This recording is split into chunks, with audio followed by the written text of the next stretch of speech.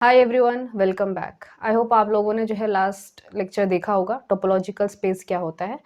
तो उस चीज़ को हम और अच्छे से समझते हैं थ्रू सम एग्जांपल्स। ठीक है, तो जो पहला एग्जांपल था वो हमने देख भी लिया था। So what is first is indiscrete topology, जिसे हम जो है ट्रिवियल टोपोलॉजी भी कहते हैं। ठीक है, तो मान लीजिए एक्स कोई सेट है, कोई भी एक सेट है, तो एक टोपोलॉजी, इसको हम आई से डिनोट कर रहे हैं। इसके अंदर दो सेट है, एक एम्प्टी सेट और एक द होल यूनिवर्सल सेट, और ये अपने आप में एक टोपोलॉजी बनाता है। लास्ट टाइम हमने देखा था, देखो इन दोनों का इंटरसेक्शन एम्प्टी, इन दोनों का यूनियन एक्स, और दोनों क्या है और एम्प्टी सेट और एक्स भी इसमें बिलोंग कर रहे हैं। तो ये जो है तीनों प्रॉपर्टीज को सेटिस्फाई करता है। ठीक है ना, इसका मतलब ये क्या है, ये जो आई है इस एक्स के साथ टोपोलॉजिकल स्पेस बनाएगा। ठीक है, so this I is topology, और इसे हम कहते हैं इनडिस्क्रीट टोपोलॉजी या फिर ट्रिवियल टोपोलॉजी। ठीक है, और ऑब्वियसली आपका जो x और I है ये क्या बनाएगा, ये बनाएगा इनडिस्क्रीट टोपोलॉजिकल स्पेस। ठीक है, जो सेकंड है वो है डिस्क्रीट टोपोलॉजी। देखो इनडिस्क्रीट के अंदर क्या है, एम्प्टी सेट है और पूरा यूनिवर्सल सेट है। और जो आपका डिस्क्रीट टोपोलॉजी है उसके अंदर क्या होगा, आपके x के जितने भी पॉसिबल सबसेट्स हैं वो होंगे। ठीक है, और वो जो पूरा पॉसिबल सबसेट का कलेक्शन है वो अपने आप में एक टोपोलॉजी बनाएगा। ठीक है, so let D be the collection of all subsets of x, then D is a topology for x, and obviously x comma D को हम क्या कहेंगे, डिस्क्रीट टोपोलॉजिकल स्पेस।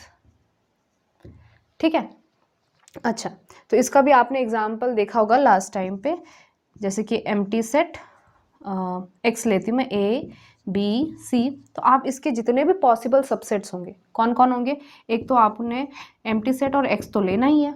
ठीक है, इसके अलावा क्या क्या पॉसिबल सबसेट हो सकते हैं, ए बी सी, फिर है ए बी, फिर है बी सी, फिर है ए सी। ठीक है, तो ये जो पूरा कलेक्शन है इसे हम डी कहेंगे। ठीक है, और आप कर लीजिए, इंटरसेक्शन देखिए, यूनियन देखिए, सब इसमें बिलोंग कर रहा है। ठीक है, चलिए बात करते हैं अबाउट को फाइनाइट टोपोलॉजी। ठीक है, इसके बाद जो है, जो नेक्स्ट टोपोलॉजी है वो है को काउंटेबल टोपोलॉजी। अगर आपको ये चीज़ समझ में आ गई तो वो उसका जो प्रूफ है वो आप खुद कर सकते हैं। ठीक है, मतलब आप ही को करना पड़ेगा। तो एक्स जो है कोई भी सेट है, वो इन्फिनाइट सेट भी हो सकता है। ठीक है ना, तो T be a collection of all subsets of X whose complements are finite together with the empty set, that is A belongs to T if and only if A complement is finite, then T is topology for X, और इसे हम कहते हैं कोफाइनाइट topology या फिर finite complement topology. क्या चीज़ कह रहा है ये कि T के अंदर क्या है, ऑब्वियसली T के अंदर जो है X के सबसेट्स हैं, लेकिन वो ऐसे सेट हैं जिनका कॉम्प्लीमेंट फाइनाइट है। ठीक है, यानी क्या कि अगर A जो है वो T का मेंबर है, इसका मतलब ये है कि A का जो कॉम्प्लीमेंट होगा, A का कॉम्प्लीमेंट यानी क्या, इस X में से जब हम इस A को निकालेंगे तो ये जो A का कॉम्प्लीमेंट होगा ये फाइनाइट होगा, ये फाइनाइट सेट होगा, यानी कि इसके अंदर फाइनाइट एलिमेंट होंगे। ठीक है, हम ये नहीं कह रहे कि ऐसे सेट जो फाइनाइट है उनका कलेक्शन है, नहीं, उनका जो कॉम्प्लीमेंट है वो फाइनाइट होना चाहिए। ठीक है, ऐसे सबसेट्स ऑफ एक्स का हमने कलेक्शन किया है। ठीक है, और मजे की बात यह है कि ये जो टी है, जो ऐसे सबसेट्स का कलेक्शन है, ये टोपोलॉजी बनाता है, और इसी को हम क्या कहते हैं, को फाइनाइट या फिर फाइनाइट कॉम्प्लीमेंट टोपोलॉजी कहते हैं। ठीक है, तो जो नेक्स्ट होगा वो है को काउंटेबल टोपोलॉजी। उसमें क्या है कि जो कॉम्प्लीमेंट है वो काउंटेबल होना चाहिए। ये फाइनाइट है, वो काउंटेबल है। ठीक है, उसका डिफरेंस मैं आपको बताती हूँ। चलिए इसका प्रूफ करते हैं। फिर जो आपकी पहली प्रॉपर्टी है वो क्या होनी चाहिए कि जो एम्प्टी सेट और यूनिवर्सल सेट है वो इस टी में बिलोंग करना चाहिए। ठीक है, अब क्वेश्चन में पहले से ही दिया है कि together with the empty set. ठीक है, तो जो आपका एम्प्टी सेट है वो तो इसमें है ही, क्यों, क्योंकि ये क्या चीज़ है, ये गिवन है। अब बात ये है कि क्या यूनिवर्सल सेट इसमें है, तो देखो जो यूनिवर्सल सेट का कॉम्प्लीमेंट होगा वो क्या होगा, एम्प्टी सेट होगा, और एम्प्टी सेट क्या होता है, फाइनाइट होता है। इन्फिनाइट तो नहीं होता ना, दिस इज फाइनाइट, क्योंकि इसमें कोई भी एलिमेंट नहीं है, मतलब जीरो, फाइनाइट। तो एक्स का कॉम्प्लीमेंट इज फाइनाइट, तो दिस इम्प्लाइज कि बाय डेफिनेशन x कहाँ जाना चाहिए, t में जाना चाहिए, क्योंकि t के अंदर ऐसे एलिमेंट है जिनका कॉम्प्लीमेंट फाइनाइट है। पहली प्रॉपर्टी होल्ड हो गई। सेकेंड प्रॉपर्टी कि अगर मैं दो एलिमेंट लेती हूँ, कहाँ से, t से, क्या अगर मैं G1 और G2 लेती हूँ t से, तो क्या इन दोनों का इंटरसेक्शन t में होगा, ये चीज चेक करनी है। देखो अगर G1 G2 वो t से हैं और t के अंदर कैसे एलिमेंट है जिनका कॉम्प्लीमेंट फाइनाइट है, दिस इम्प्लाइज कि G1 का कॉम्प्लीमेंट और G2 का कॉम्प्लीमेंट कैसा होगा, वो फाइनाइट होगा, ये फाइनाइट होंगे। ठीक है, अगर ये फाइनाइट है तो क्या इनका यूनियन भी फाइनाइट होगा, इज फाइनाइट, है ना। अगर G1 complement union G2 complement finite है तो आप डी मॉर्गन्स का लॉ लगा सकते हो। तो वो क्या कहता है, G1 intersection G2 whole complement भी क्या होगा, फाइनाइट होगा, क्योंकि डी मॉर्गन्स लॉ के हिसाब से ये इसके बराबर होता है। अब देखो G1 इंटरसेक्शन G2 का कॉम्प्लीमेंट फाइनाइट है, इसका क्या मतलब है कि G1 इंटरसेक्शन G2 कहाँ जाएगा, by definition G1 intersection G2 जाएगा T में, क्योंकि T में ही ऐसे लोग हैं जिनका कॉम्प्लीमेंट फाइनाइट है। ठीक है, तो G1 G2 T से लिया था, इंटरसेक्शन T में दिखा दिया। थर्ड प्रॉपर्टी है कि मान लीजिए G lambda belongs to T, where lambda belongs to capital lambda, where lambda is, this capital lambda is arbitrary set, और अब सवाल ये है कि क्या इनका यूनियन, आर्बिटरी यूनियन वो जो है टी में जाता है या नहीं जाता है। ठीक है, अगर जी लैम्डा जो है वो टी में जाता है, दिस इम्प्लाइज जी लैम्डा का जो कॉम्प्लीमेंट होगा वो क्या होगा, फाइनाइट होगा, is finite for all small lambda belonging to capital lambda. ठीक है ना, क्योंकि जी लैम्डा टी में बिलोंग कर रहा है। फिर से डी मॉर्गन्स का लॉ लगाएंगे। अगर देखो जी लैम्डा का कॉम्प्लीमेंट फाइनाइट है, ठीक है, तो क्या इनका इंटरसेक्शन इज ऑल्सो फाइनाइट, है ना। आर्बिटरी जो आपके क्या कहते हैं, आर्बिटरी फाइनाइट सेट होते हैं, उनका इंटरसेक्शन भी फाइनाइट होता है, ये मेरे कहने का मतलब है। तो इंटरसेक्शन ऑफ जी लैम्डा का कॉम्प्लीमेंट इज फाइनाइट। फिर से क्या लगाएंगे, De Morgan's law, union of G lambda बाहर क्या हो जाएगा, कॉम्प्लीमेंट हो जाएगा, ये इसके बराबर होता है, तो ये ऑल्सो फाइनाइट। और बाय डेफिनेशन अगर ऐसा है तो ये अंदर का सदस्य कहाँ जाएगा, ये टी में जाएगा। दिस इम्प्लाइज कि union of G lambda belongs to T, बस ये तो दिखाना था। एम्प्टी सेट एक्स, उसके बाद इंटरसेक्शन, आर्बिटरी यूनियन। इसका मतलब ये है कि आपका जो को फाइनाइट वाला जो सेट है वो टोपोलॉजी बनाता है। सो दिस इज को फाइनाइट टोपोलॉजी। ठीक है, मैं दूसरी बात कर रही थी, यहीं पे मैं बताऊंगी।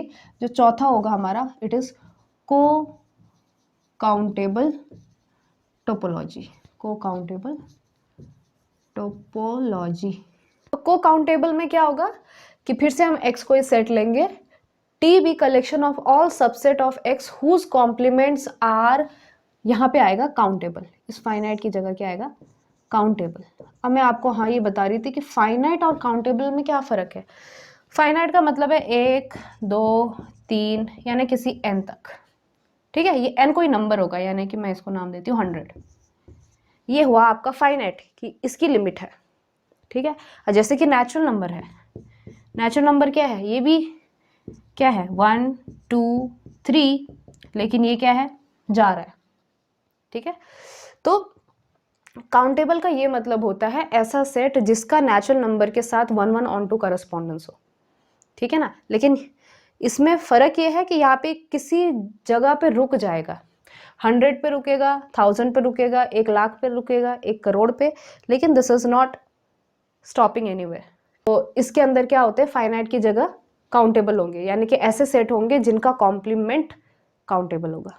ठीक है, तो उसको हम क्या कहेंगे, को काउंटेबल टोपोलॉजी। सेम चीज़ करनी है कि देखो एम्प्टी सेट इसमें गिवन होगा फिर से, और x का जो कॉम्प्लीमेंट है वो क्या है, फाइनाइट है, ठीक है, और जो फाइनाइट होता है वो काउंटेबल होता है, क्लियर है ना। तो इसका मतलब ये है कि ये जो x है ये किस में बिलोंग करेगा, t में बिलोंग करेगा।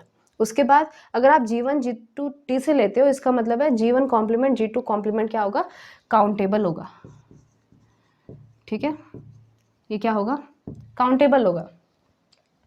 तो इसके अंदर क्या है कि g1 complement union g2 complement भी क्या होगा, काउंटेबल होगा, ठीक है, क्योंकि दो काउंटेबल सेट का यूनियन भी काउंटेबल होगा, ठीक है, जैसे कि natural number union again natural number, it is countable, ठीक है। उसके बाद g1 इंटरसेक्शन g2 का कॉम्प्लीमेंट क्या हो जाएगा, काउंटेबल हो जाएगा। यही चीज़ लगानी है। वैसे यहाँ पे मेरा यहाँ पे कहने का ये मतलब था कि ये फाइनाइट है, ये काउंटेबल है, और ये चीज़ हमेशा ध्यान में रखें कि जो फाइनाइट सेट होते हैं वो हमेशा काउंटेबल होते हैं, फाइनाइट सेट इज काउंटेबल।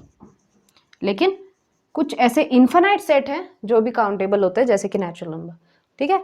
तो जैसे कि इस केस में आपका जो एम्प्टी सेट था वो फाइनाइट था, इसीलिए वो काउंटेबल था, ठीक है। चलिए बात करते हैं about usual topology for R. इसके साथ आप बहुत अच्छे से रिलेट करेंगे, आपको बहुत अच्छा लगेगा कि भाई हमने ये चीज़ पढ़ी है। तो हाँ, इस यूजुअल टोपोलॉजी को हम स्टैंडर्ड टोपोलॉजी भी कहते हैं, यूक्लिडियन टोपोलॉजी भी कहते हैं फॉर आर, ठीक है। अब आपको मालूम है जब हमने मैट्रिक्स स्पेस पढ़ा था तो उसके अंदर ओपन सेट क्या होते थे, ठीक है, आर के लिए, वही चीज़ इसमें जो है टोपोलॉजी बनाती है। देखो, let U consist of empty set and all those subset of G, all those subset G of R having the property that to each x belongs to G such that epsilon greater than 0, such that x minus epsilon to x plus epsilon belongs to G। क्या कह रहा है ये कि इस U के अंदर क्या है, इस U के अंदर क्या है, कलेक्शन ऑफ G है, कलेक्शन ऑफ G है, और ये G क्या है, ये G जो है R के ऐसे सबसेट है, ये इस तरह के सबसेट हैं R के, सच दैट कि अगर X जो है वो G में बिलोंग कर रहा है, ऑब्वियसली ये जो X यहाँ पे है वो एक रियल नंबर है, अगर ये X जो है G में बिलोंग कर रहा है देन एक एप्सिलॉन ग्रेटर देन 0 ऐसा ज़रूर एग्जिस्ट करेगा कि इस पे सेंटर्ड, ओके, आप लोगों ने पढ़ी होगी, इस पे सेंटर्ड जो है एक ओपन स्फीयर क्या होगा, इसमें बिलोंग करेगा, ठीक है। ये मैंने पुरानी वाली बात कही, लेकिन अगर एप्सिलॉन ग्रेटर देन 0 ऐसा एग्जिस्ट ज़रूर करेगा कि x minus epsilon x plus epsilon जो है वो G में बिलोंग करेगा, ठीक है।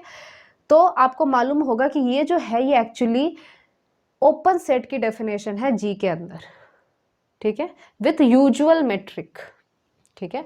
तो यही चीज़ यहाँ पे भी है। तो हम क्या कर रहे हैं, अगर मैं आपको आसान सी भाषा में बताऊं तो हम सारे ओपन सेट्स का कलेक्शन कर रहे हैं जो हमने मेट्रिक स्पेस में पढ़ी थी, ठीक है, विथ यूजुअल मेट्रिक। तो ऐसे G का जब हम कलेक्शन करते हैं तो वो जो U है वो जो है एक टोपोलॉजी बनाता है उस R के लिए, ठीक है। चलिए अब T1 की बात करते हैं कि क्या T1 होल्ड होती है। देखो, ये चीज़ तो उन्होंने पहले ही कही है कि कंसिस्ट ऑफ एम्प्टी सेट, तो एम्प्टी सेट जो है वो तो U में बिलोंग करता ही है, ठीक है। अब क्या R U में बिलोंग करता है, बिल्कुल करता है। देखो, R belongs to U because कि कोई भी अगर मैं R से एक नंबर लेती हूँ तो ऑब्वियस सी बात है, इट इज़ वेरी ऑब्वियस, ठीक है, कि एक एप्सिलॉन ऐसा ज़रूर एग्जिस्ट करेगा ग्रेटर देन 0 सच दैट कि x minus epsilon x plus epsilon, ये एक्चुअली क्या है, ये एक ओपन इंटरवल है, और ओपन इंटरवल क्या होता है, R का सबसेट होता है, ठीक है। तो इसने जो है वो जो हमारी G की जो डेफिनेशन थी वो प्रॉपर्टी होल्ड कर दी है। इसका मतलब ये है कि ये R जो है U में बिलोंग करेगा, ठीक है, हो गया एम्प्टी सेट, और R जो है U में बिलोंग कर गया। अब बात ये है कि अगर मैं G1 कॉमा G2 ये कहाँ से लेती हूँ, ये लेती हूँ मैं U से, और हमारा सवाल ये है कि क्या इन दोनों का इंटरसेक्शन भी U में जाएगा, ठीक है। तो क्वेश्चन ये है कि क्या G1 इंटरसेक्शन U में जाएगा, G1 इंटरसेक्शन G2 जो है वो U में जाएगा। देखो, अगर G1 इंटरसेक्शन G2 जो है वो एम्प्टी आता है तो ये U में जाएगा ही जाएगा, ठीक है। अगर मान लीजिए एम्प्टी नहीं है, इज नॉट एम्प्टी, तो इसका क्या मतलब होगा कि इसके इंटरसेक्शन में कम से कम एक एलिमेंट ज़रूर होगा। So x belongs to G1 intersection G2, है ना। अगर x जो है वो G1 इंटरसेक्शन G2 में है, this implies x belongs to G1 and x belongs to G2। और G1 G2 की क्या प्रॉपर्टी है? G1 G2 की प्रॉपर्टी है कि अगर वो x इसमें बिलोंग कर रहा है तो देयर एग्जिस्ट, मान लीजिए epsilon 1 greater than 0 such that क्या कि x minus epsilon 1 comma x plus epsilon 1 जो है वो G1 में कंटेन्ड होगा। ठीक है, x जो है वो G2 में बिलोंग करता है।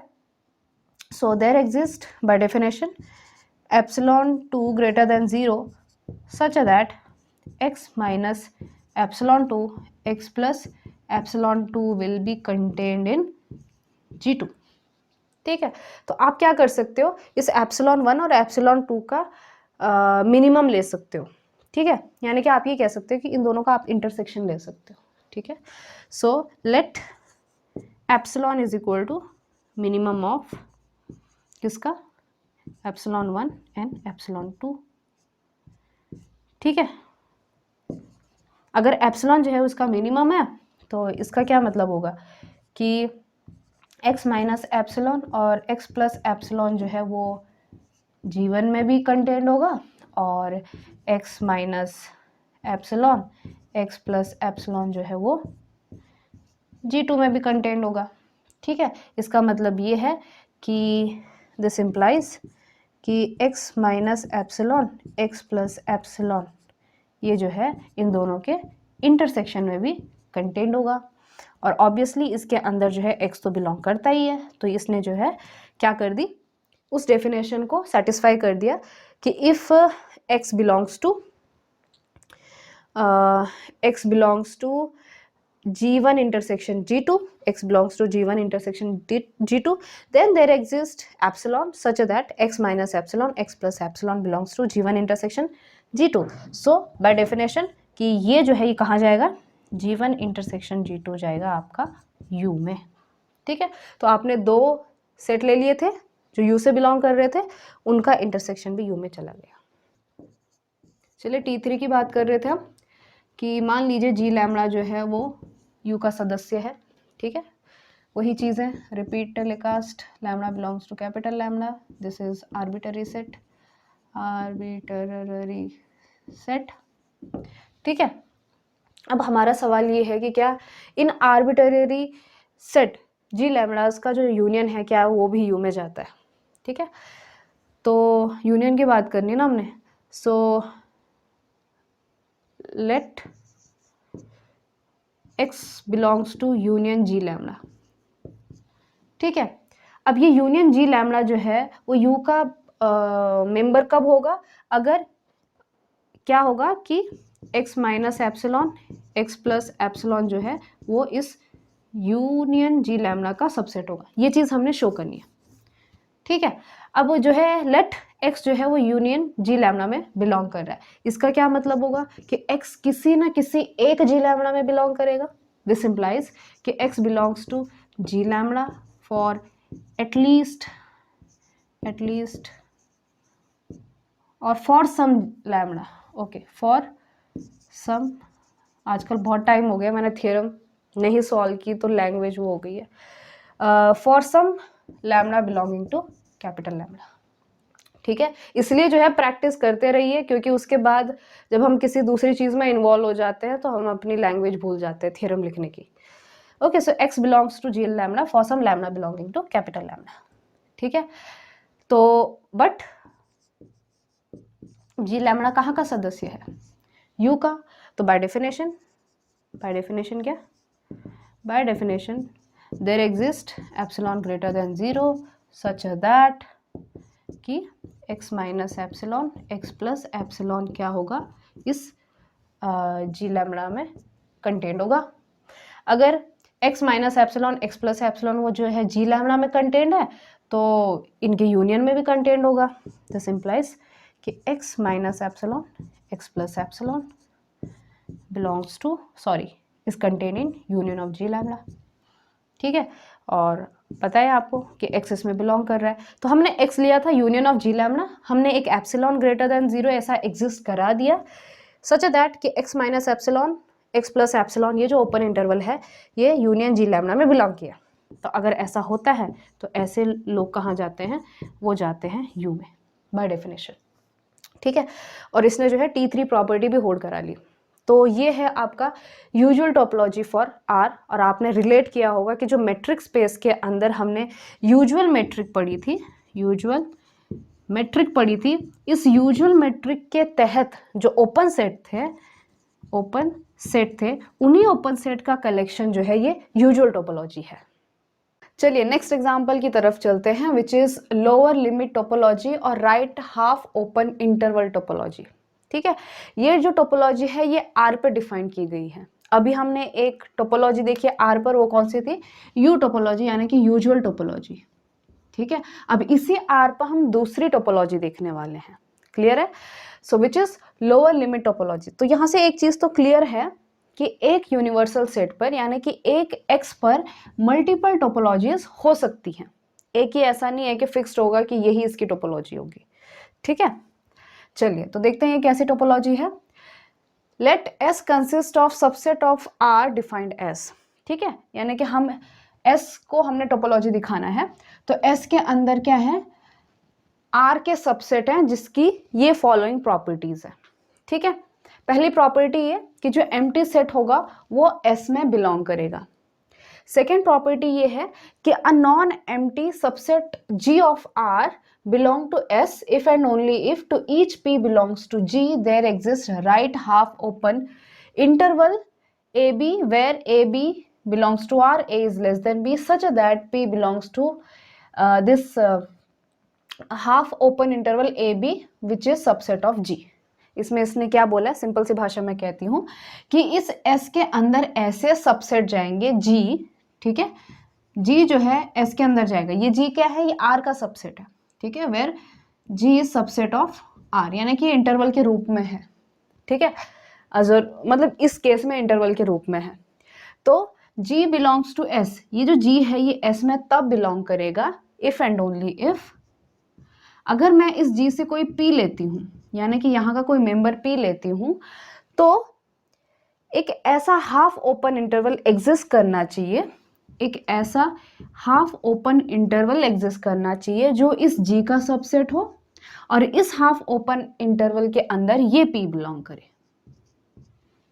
ठीक है ना, यानी कि अगर इस G के हर एक पॉइंट के लिए, G के हर एक P पॉइंट के लिए अगर ये कंडीशन सेटिस्फाई होती है तो ऐसा जो G है वो कहाँ जाएगा, वो इस S के अंदर जाएगा।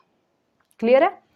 अच्छा, तो ऐसा जो S है ये टोपोलॉजी बनाता है, ये चीज हमने प्रूव करनी है। तो टोपोलॉजी बनाने के लिए हमें वो 3 कंडीशन बतानी पड़ेंगी। ठीक है, तो जो T1 है, T1 क्या कहता है कि इस S के अंदर एम्प्टी सेट होना चाहिए और वो जो यूनिवर्सल सेट है यानी कि R होना चाहिए। ठीक है, तो जो एम्प्टी सेट है वो तो इस S के अंदर है क्योंकि ये क्या है, बाय डेफिनेशन।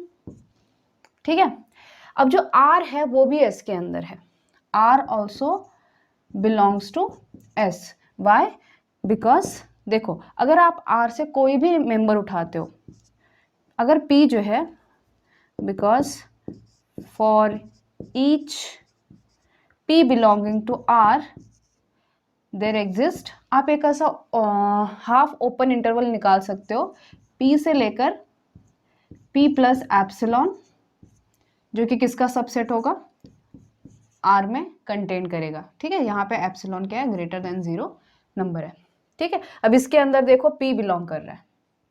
ठीक है, सो इसका मतलब ये हुआ कि अगर आप R का कोई भी रियल नंबर उठा दो, उसके लिए आप ऐसा हाफ ओपन इंटरवल ढूंढ सकते हो जो कि उस R सेट में कंटेन करेगा और इस सेट में कौन कंटेन करेगा, वो पॉइंट कंटेन करेगा। ठीक है, तो इसीलिए ये जो R है ये इस डेफिनेशन को सेटिस्फाई करता है, इसीलिए S के अंदर बिलोंग करेगा। ठीक है, अब बात करते हैं T2 की। सेकेंड कंडीशन क्या कहती है कि अगर आप S से कोई 2 मेंबर लेते हो तो उनका इंटरसेक्शन भी उसके अंदर बिलोंग करना चाहिए, यानी कि फाइनाइट इंटरसेक्शन की बात चल रही है। So let G1, G2 belongs to S। हमें क्या शो करना है कि G1 intersection G2 also belongs to S। ठीक है, तो देखो G1 इंटरसेक्शन G2 S में कब जाएगा? जब G1 इंटरसेक्शन G2 के हर पॉइंट के लिए ये डेफिनेशन सेटिस्फाई होगी। ठीक है, सो लेट मैं कोई भी एक पॉइंट, आर्बिटरी पॉइंट लेती हूँ G1 इंटरसेक्शन G2 से। ठीक है, अब P belongs to G1 intersection G2, this implies कि ये जो P है वो G1 में भी बिलोंग करेगा और ये जो P है वो G2 में भी बिलोंग करेगा। और G1 G2 कहाँ बिलोंग कर रहे हैं? G1 G2 S में बिलोंग कर रहे हैं।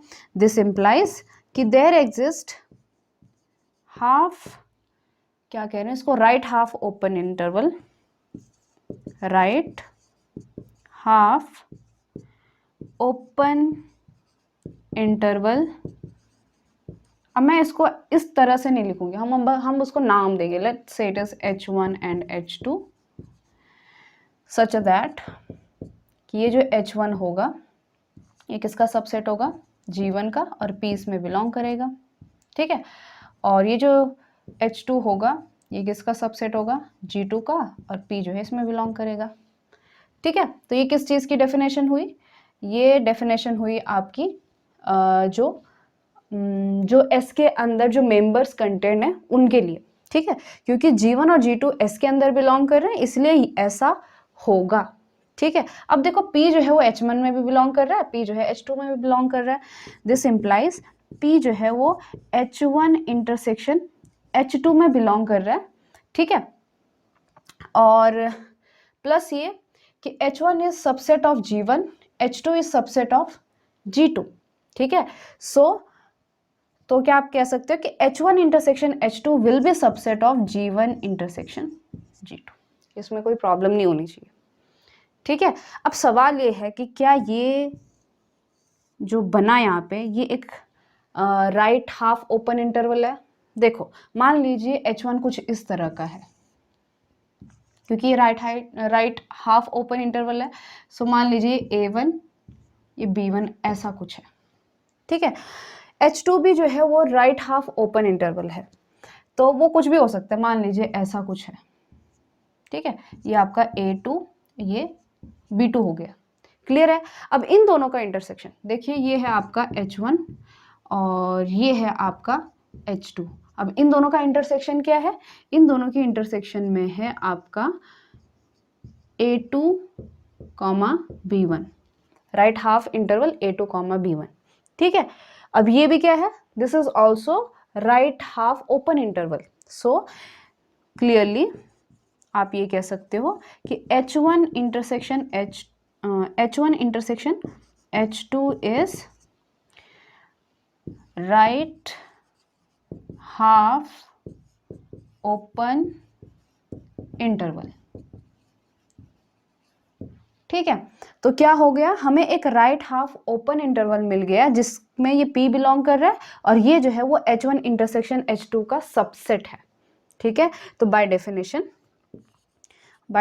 आप क्या कह सकते हो कि जो ये G1 इंटरसेक्शन G2 है ये किस में बिलोंग करेगा? ये इस S में बिलोंग करेगा। अब बात करते हैं T3 प्रॉपर्टी की। T3 प्रॉपर्टी क्या कहती है कि arbitrary union of open set is open. ठीक है, तो मान लीजिए लेट G लैम्डा जो है वो इस S का मेंबर है। ठीक है, जहाँ पे small lambda belongs to capital lambda, where capital lambda is any arbitrary set. ठीक है, और हमें शो क्या करना है? हमें ये शो करना है कि union of this G lambda such that lambda belongs to capital lambda, ये भी कहाँ बिलोंग करेगा? इस S में बिलोंग करेगा। ये दिखाना बहुत आसान है। ठीक है, सो हमें क्या दिखाना पड़ेगा कि इस सेट को S में बिलोंग करने के लिए कि इसका हर एक पॉइंट के लिए, ठीक है, अगर मैं P जो है यहाँ से लेती हूँ, यूनियन ऑफ G लैम्डा से लेती हूँ such that lambda belongs to capital lambda, तो हर एक पॉइंट P के लिए एक ऐसा right half open interval exist करेगा जो इसमें कंटेन करेगा और इस P को भी वो कंटेन करेगा। ठीक है, यानी कि इस प्रॉपर्टी को सेटिस्फाई करेगा। सो P belongs to this union of G lambdas where G lambda is member of S. ठीक है, so this implies कि अगर P इनके यूनियन में है तो किसी एक में जरूर होगा। ठीक है, so this implies कि P belongs to G lambda, मान लीजिए P नाम देते हैं for some किसी एक में तो ज़रूर होगा ना, फॉर सम लैम्डा पी। ये हमने सिर्फ नाम दिया है उसको, ठीक है। आप लैम्डा भी लिख सकते हो लेकिन फिर वो जनरल हो जाएगा। So P belongs to G lambda P for some lambda P, okay. अब पी जो है वो इसमें बिलोंग कर रहा है और ये किसका मेंबर है, एस का मेंबर है। So this implies by definition there exist right half open interval, कुछ नाम दीजिए आप इसको आसान सा, H, सच दैट कि P जो है इस H में बिलोंग करेगा और ये जो H होगा ये किसका सबसेट होगा, G लैम्डा P का, ठीक है। अगर H जो है वो G लैम्डा P का सबसेट है तो H जो है इन सब के यूनियन में भी जाएगा, ठीक है। So H is subset of union of G lambda such that lambda belongs to capital lambda, क्योंकि इस यूनियन में जो है ये भी है और H इसका सबसेट है। So H is also subset of union of this G लैम्डास, ठीक है। बस ये तो प्रूव करना था। हेंस देखो यहाँ पे क्या है, P भी जो है इस H में बिलोंग कर रहा है। तो P हमने क्या लिया था, P कोई भी एक आर्बिटरी पॉइंट लिया था यूनियन ऑफ G लैम्डा में, ठीक है। और हमने एक right half open interval exist करा दिया जो है इस का सबसेट हो गया, इस यूनियन ऑफ G लैम्डा और प्लस P को भी कंटेन करता है, ठीक है। इसका मतलब ये हुआ कि आपको जो यूनियन ऑफ G लैम्डा है वो भी किस में बिलोंग कर दिया, S में कर दिया। और इस तरह से S जो है वो तीनों प्रॉपर्टीज को सेटिस्फाई करता है और S आपकी क्या बना देती है, टोपोलॉजी, ठीक है। अब ये है कि इसी तरह से आप जो है अपर लिमिट टोपोलॉजी भी बता सकते हो। तो अपर लिमिट टोपोलॉजी में डेफिनेशन में क्या होगा कि P बिलोंग्स टू G, इसकी जगह क्या चेंज हो जाएगा, P बिलोंग्स टू यहाँ पे हो जाएगा ओपन यानी कि A और यहाँ पे हो जाएगा क्लोज, ठीक है, which is subset of G। तो अपर लिमिट टोपोलॉजी में क्या हो जाएगा कि G जो है उस S में तब बिलोंग करेगा अगर हमको एक ऐसा लेफ्ट हाफ ओपन इंटरवल मिले जो कि इसके अंदर कंटेंट हो और P भी जो है उसका मेंबर हो, ठीक है। चलिए एक और टोपोलॉजी देखते हैं, वो भी आर के ऊपर। ये थोड़ी सी इंटरेस्टिंग टोपोलॉजी है, ठीक है। इसे हम कहते हैं द लेफ्ट रे टोपोलॉजी फॉर आर, ठीक है। इसमें क्या है कि हम एक पॉइंट ले रहे हैं आर का, ठीक है। मान लीजिए रियल लाइन है, ये मैंने ए पॉइंट ले लिया, तो इस ए पॉइंट के लिए हम एक सेट बना रहे हैं, ठीक है, जिसे हमने नाम दिया है LA। इसके अंदर कौन से पॉइंट है, इसके अंदर ए से छोटे सारे पॉइंट्स हैं इस साइड के, इसे हम नाम दे रहे हैं LA, जिसे ही हम कह रहे हैं लेफ्ट रे, ठीक है।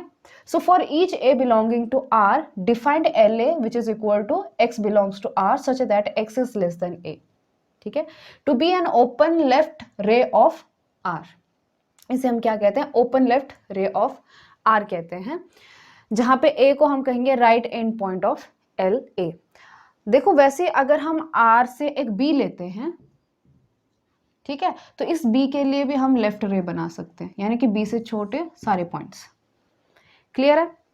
तो वैसे C के लिए कर सकते हैं, वैसे R के हर पॉइंट के लिए कर सकते हैं। और ऐसे सारे जो लेफ्ट रेज हैं, जैसे कि इसके लिए LA हो गया, इसके लिए LB हो गया, C के लिए LC हो जाएगा, ठीक है।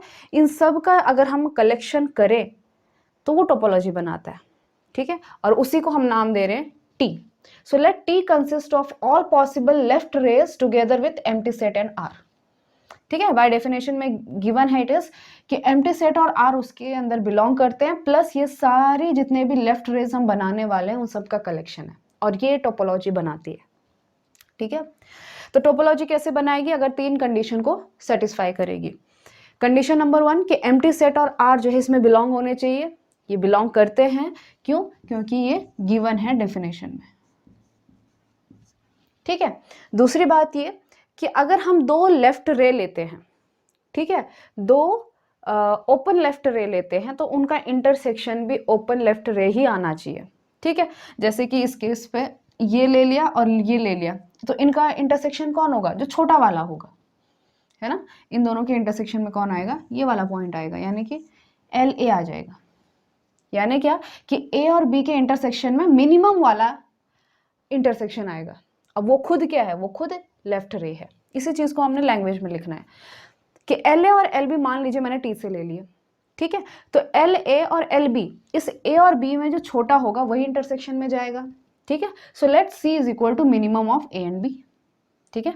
तो L A intersection L B किसके बराबर हो गया? एल सी के बराबर हो गया। ये जो सी होगा या तो वो ए होगा या तो वो बी होगा, because C is minimum of A and B. ठीक है।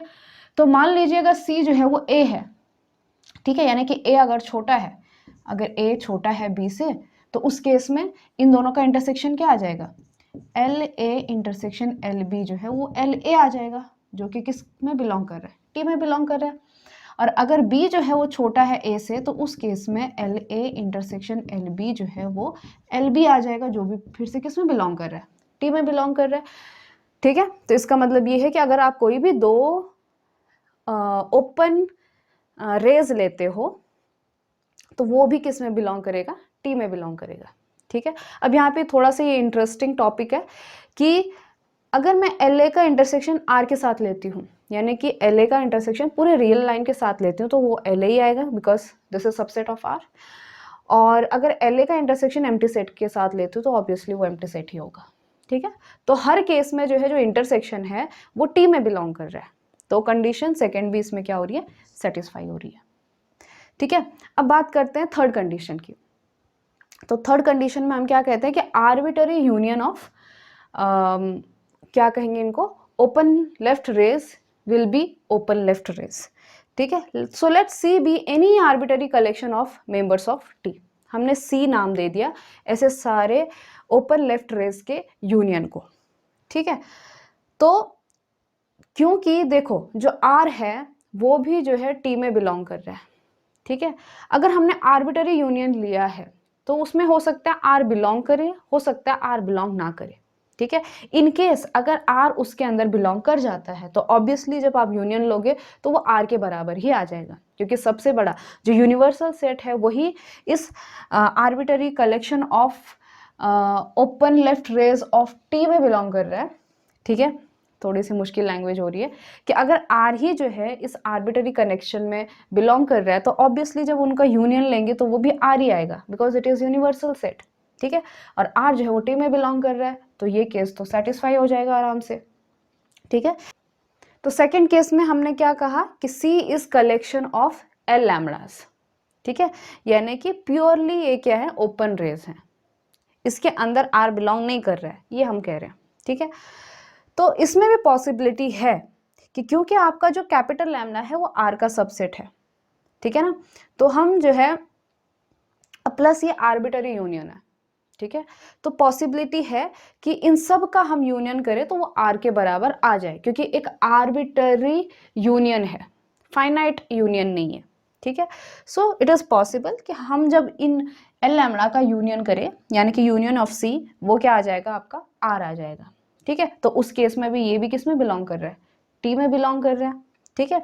मान लीजिए वो आर नहीं आता है, अगर आर नहीं आता है तो उस केस में इनका यूनियन किसके बराबर आएगा? ठीक है, ये सवाल है। तो देखो यहाँ पे लैम्डा है, जैसे कि आपका मान लीजिए L1 हो गया, L2 हो गया, L3 हो गया, इस तरह से। क्लियर है? तो इस केस में जैसे कि आप ये देख पा रहे हो कि जब हम यूनियन कर रहे हैं तो कौन आ रहा है? यूनियन में सबसे बड़ा वाला आ रहा है, इंटरसेक्शन में छोटा वाला आ रहा है। ठीक है। तो जब हम इनका यूनियन करेंगे, जैसे L1, L2, L3 का यूनियन करेंगे, तो इस केस में कौन आएगा? इस केस में हमारा इन सब का यूनियन अगर हम करेंगे तो वो L3 आएगा, जो सबसे बड़ा होगा। तो ये 3 है क्या? ये 1 2 3 का अपर बाउंड है। ठीक है। यहाँ पे 1 2 3 एक आसान है, लेकिन यहाँ पे आप देख पा रहे हो कि जो इंडेक्स सेट है वो आर का सबसेट है, यानी कि यहाँ पे कोई भी रियल नंबर हो सकता है, वो रैशनल हो सकता है, इरेशनल हो सकता है, कुछ भी हो सकता है ना। और प्लस आर्बिटरी है, तो इस केस में हम कौन सा लेंगे? लीस्ट अपर बाउंड लेंगे। ठीक है। ये जो लैम्डास हैं इनका हम लीस्ट अपर बाउंड लेंगे, तो जब यूनियन करेंगे तो वो सेट मिलेगा जो कौन सा होगा? एल यू होगा, जहां पे यू आपका क्या होगा? Least upper bound of this lambda. ठीक है। तो जब आप इन सब एल लैम्डा का यूनियन करेंगे you will get L U, where U is least upper bound. ठीक है। एल यू होगा, ये टी का ही मेंबर होगा, जैसे कि इस केस में जैसे ये था 1 2 3, ये थी ये रे, ये वाली रे और ये वाली रे। जब आपने इन सब का यूनियन किया तो आपको ये वाली रे मिली, ठीक है। और ये वाली रे क्या है, this is again open left ray of R, ठीक है। यानी कि इस केस में जैसे L3 था तो L3 T में बिलोंग कर रहा था, उसी तरह से जो LU होगा वो भी किस में बिलोंग करेगा, T में बिलोंग करेगा, ठीक है। तो ये था आपका द लेफ्ट रे टोपोलॉजी फॉर R, जो कि मुझे थोड़ा सा मुश्किल हुआ इस चीज़ को एक्सप्लेन करने के लिए, ठीक है। आई होप आप इस चीज़ को समझे होंगे। चलिए, वीडियो बहुत लंबी हो रही है तो हम इसको थोड़ा सा यहीं पे ख़त्म कर लेते हैं। एक छोटा सा एग्जाम्पल है, इसको मैं एक्सप्लेन करती हूँ, ठीक है। Let X be any set, और T हमने ले लिया empty set A B and X, ठीक है। जहाँ पे A और B क्या है, A and B are non empty distinct proper subset of X। A and B are कैसे है, प्रॉपर सबसेट हैं X के और डिस्टिंक्ट है, मतलब A और B बराबर नहीं है, A is not equal to B, ठीक है। तो इस केस में इस T को टोपोलॉजी होने के लिए क्या कंडीशन रिक्वायर्ड होगी, find what condition A and B must satisfy in order that T may be a topology. देखो, आपको मालूम है कि अगर इस T ने टोपोलॉजी बनाना है तो A इंटरसेक्शन और A यूनियन B जो है इसी में होना चाहिए, ठीक है। अगर मैं पहली बात करती हूँ A इंटरसेक्शन B की, तो A इंटरसेक्शन B क्या क्या हो सकता है, A intersection B empty set हो सकता है, वो A हो सकता है, वो B हो सकता है, वो X हो सकता है, ठीक है। सब चीज़ें डिस्कस कर लेते हैं। अगर A इंटरसेक्शन B मान लीजिए एम्प्टी सेट है, ठीक है, तो अच्छा दूसरी बात भी बोलती हूँ, क्या A इंटरसेक्शन B X हो सकता है, नहीं हो सकता। A इंटरसेक्शन B जो है X नहीं हो सकता, why, because A and B are proper subset of X। तो A भी X से छोटा है, B भी X से छोटा है, तो दोनों का जो इंटरसेक्शन है वो X के बराबर नहीं आ सकता, ठीक है। तो ये चीज़ तो पॉसिबल नहीं है। बात करते हैं इसकी, अगर A इंटरसेक्शन B क्या है, एम्प्टी सेट है, ठीक है। अगर A intersection B empty set है तो अब हम बात करते हैं A यूनियन B की। तो A यूनियन B क्या क्या हो सकता है, तो इस केस में A यूनियन B क्या हो सकता है, A यूनियन B या तो एम्प्टी तो नहीं हो सकता, ठीक है, बिकॉज क्या दिया गया है, A भी नॉन एम्प्टी है, B भी नॉन एम्प्टी है, तो A यूनियन B का यूनियन एम्प्टी नहीं हो सकता, ठीक है। या तो वो A हो सकता है, ठीक है, या तो वो B हो सकता है, या तो वो X हो सकता है, ठीक है। क्या A यूनियन B A हो सकता है, नहीं हो सकता है, क्यों, क्योंकि इस केस में हम कह रहे हैं कि A इंटरसेक्शन B कैसा है, एम्प्टी है, दोनों में कुछ भी कॉमन नहीं है। ये तो तभी पॉसिबल होता अगर A जो है वो B का सुपरसेट होता, ठीक है। उसी तरह से B भी पॉसिबल नहीं है, तो सिर्फ पॉसिबिलिटी क्या है, तो इस केस में पॉसिबिलिटी ये है कि A यूनियन B को क्या होना पड़ेगा, X होना पड़ेगा, तब जाके ये टोपोलॉजी बनाएगा, ठीक है। तो पहला केस क्या हो गया कि अगर A intersection B empty set है और A यूनियन B X है, तो उस केस में ये टोपोलॉजी बनाएगा, ठीक है। दूसरी पॉसिबिलिटी हम क्या कह रहे थे कि जो A इंटरसेक्शन B है वो एम्प्टी सेट तो डिस्कस कर लिया, X भी डिस्कस कर लिया। अब बात करते हैं A और B की। अगर A इंटरसेक्शन B A है या फिर B है, इसमें दोनों चीज़ें सेम है, या फिर A इंटरसेक्शन B क्या है, B है, इसका क्या मतलब निकलता है कि अगर A इंटरसेक्शन B A है तो इसका मतलब ये है कि ये जो A है ये क्या होगा, B का सबसेट होगा, क्योंकि इंटरसेक्शन में छोटा सेट जाता है, या फिर B जो है वो A का सबसेट होगा, ठीक है। इस केस में अगर A जो है B का सबसेट है तो A यूनियन B किसके बराबर आ जाएगा, B के बराबर आ जाएगा, और A यूनियन B ये वाले केस में A के बराबर आ जाएगा। यानी कि सारी कंडीशन सेटिस्फाई हो रही है कि जो इंटरसेक्शन है वो भी उसी में जा रहा है, जो यूनियन है वो भी उसी में जा रहा है, ठीक है। तो हमने दो चीज़ें डिस्कस की कि अगर इस T को टोपोलॉजी होना है तो या तो क्या हो सकता है, या तो A इंटरसेक्शन B अगर एम्प्टी है तो उस केस में A यूनियन B को X होना पड़ेगा। केस क्या हो सकता है कि A इंटरसेक्शन B जो है उसी में से कोई एक सेट है, या तो A है या तो B है, ठीक है। अगर A है इंटरसेक्शन तो यूनियन क्या आ जाएगा, यूनियन B आ जाएगा, ठीक है। चलिए, तो ये था आपका एग्जाम्पल, तो ये थी वो कंडीशन जो इस टी को सेटिस्फाई करनी चाहिए in order to become topology. ठीक है, यहाँ पे अब मेरे दिमाग में क्वेश्चन आ रहा है कि क्या ए यूनियन बी एक्स हो सकता है इस वाले केस में, जैसे इस वाले केस में पॉसिबल था ना, क्या इस वाले केस में ये पॉसिबिलिटी है? आप चेक कीजिएगा। प्लस इसी पे एक होमवर्क है, होमवर्क ये है कि एक्स जो है वो ले रही हूँ मैं ए बी सी। ठीक है, तो आपने जो है x is equal to A B C खुद सेट बनाने हैं a और b, non empty distinct subset of x, और इस डेफिनेशन की मदद से या फिर इस कंडीशन की मदद से एक ऐसी वाली टोपोलॉजी बनानी है। ठीक है ना, जिसके अंदर क्या होगा, एक एम्प्टी सेट होगा, एक x होगा, a होगा और b होगा, और ये कंडीशन उसमें लगनी चाहिए। फिर देखना है कि इस x की जो ये t है ये किस तरह से टोपोलॉजी बनाती है, क्या क्या पॉसिबल टोपोलॉजीज है।